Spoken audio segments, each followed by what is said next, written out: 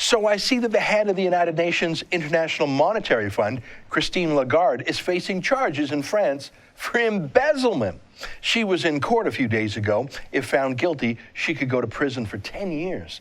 Of course, Lagarde took over from the last IMF boss, Dominique Strauss-Khan, who was embroiled in a string of financial and sex assault and even a rape scandal of his own.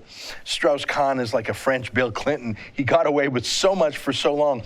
Everyone knows what he's like. When he would fly on Air France, the airline would assign an all-male flight crew, flight attendants to the flight, just to stop him from sexually harassing female flight attendants, which was happening every time. Just stop and think about that. A senior UN official that just plain gets away with things because he's rich and powerful, and everyone else has to just live with it. Now, Strauss-Khan beat the rape charges against him, but no one denies he's a serial sexual harasser. His wife left him over it. He also beat gang rape charges over sex parties he'd attend with paid prostitutes. My point here is this. This is life as normal at the United Nations, especially where there's money like the IMF. They're immoral, but they're untouchable. Two things. This is just a reminder about how corrupt the United Nations and other global government institutions are. All political entities are at risk of corruption, but at least national governments, local governments have at least some checks and balances, like opposition parties, elections, even access to information documents, auditors, national police. But these super elite diplomats and bureaucrats operate above that, or they just shift jurisdictions if they get in trouble in one jurisdiction. Canadian-born Maurice Strong passed away a couple years ago. He rose to become Undersecretary General of the UN. But after evidence arose of him taking $1 million bribe, here's the actual check, Strong moved to China for the rest of his life. That's the father of the global warming industry, by the way. And then there's Rajendra Pachauri, the disgraced former head of another UN agency, the Intergovernmental Panel on Climate Change. 3 accusers alleging sexual harassment. Police say they have 23 witnesses.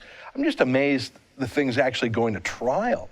But that's the global elite. I mean, seriously, Rajendra Pachauri flew on more private jets and first-class flights in a month than you would in your life to lecture the rest of us on not using fossil fuels. How is it surprising that he thought himself exempt from other rules that the rest of us have to follow? I mean, if these sex charges against him are proved right. One last point. On the IMF, you'll remember a few years back, they were putting together a $500 billion slush fund to bail out Europe's banks. And bizarrely, they asked Canada to chip into it. And Stephen Harper, being a Canadian and a conservative, said, yeah, thanks for asking, fellas, but no. Oh, the squawking at the United Nations. They wanted our money. Bizarrely, the Canadian NDP wanted Canada to give Europe our money. Imagine a left-wing party who says they believe in Canadian working men and working women, that they should be taxed to bail out bankers in Europe. Oh, and the Euro diplomats were even furiouser. Here, let me quote Germany's ambassador to Canada, George Witschel, who said, "We find it indeed somewhat irritating and somewhat disappointing that Canada is so adamantly refusing to help." Oh, sorry, big fella. Didn't mean to irritate you. Maybe you can try to get some of that bribe money back from Maurice Strong's estate, or the money that Christine Lagarde embezzled. Take some of that. Or maybe take some of the 93 billion euros you've decided to spend bringing in more Muslim migrants. Why don't you use that money? Under Stephen Harper, the UN was kept at a distance. We quit Pachauri's Kyoto Protocol, and we turned down diplomats begging for billions on behalf of Euro banksters.